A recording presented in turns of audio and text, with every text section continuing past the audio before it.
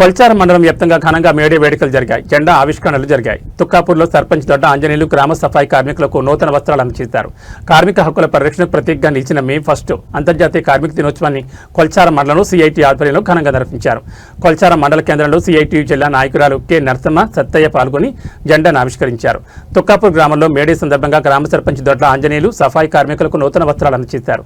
ఈ సందర్భంగా జిల్లా నాయకురాలు కె నరసమ్మ మాట్లాడుతూ కార్మికుల హక్కుల కోసం పోరాటం నిరంతరం కొనసాగాలని, కనీస వేతనాలు, ఉద్యోగ భద్రత, సంక్షేమ పథకాల అమలు వంటి అంశాలపై ప్రభుత్వం దృష్టి సారించాలని డిమాండ్ చేశారు.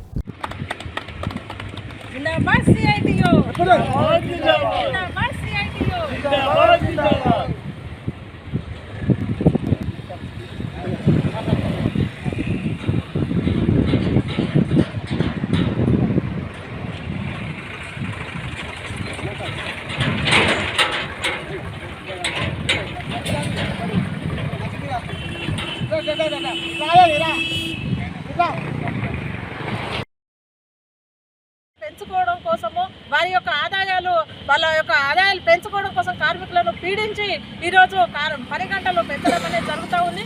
ఇలా కార్మిక వర్గం అందరూ కూడా ఈ 8 గంటల పని విధానమే కాదు, భవిష్యత్తులో గతంలో సాధించుకున్నటువంటి కార్మిక చట్టాలను రక్షించుకోవడం కోసం భవిష్యత్తులో కూడా పోరాటాలు చేయవలసినటువంటి పరిస్థితి ఉంటుంది.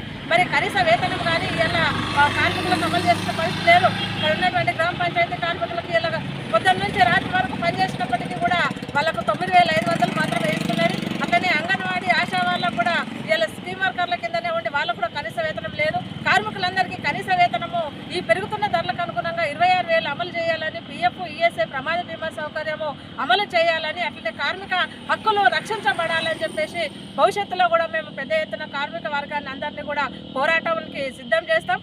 అదేవిధంగా గ్రామాల్లో పనిచేస్తున్నటువంటి ఉపాధి హామీ పనికి కూడా ఇలా నష్టపోయేటటువంటి పరిస్థితి ఉన్నది.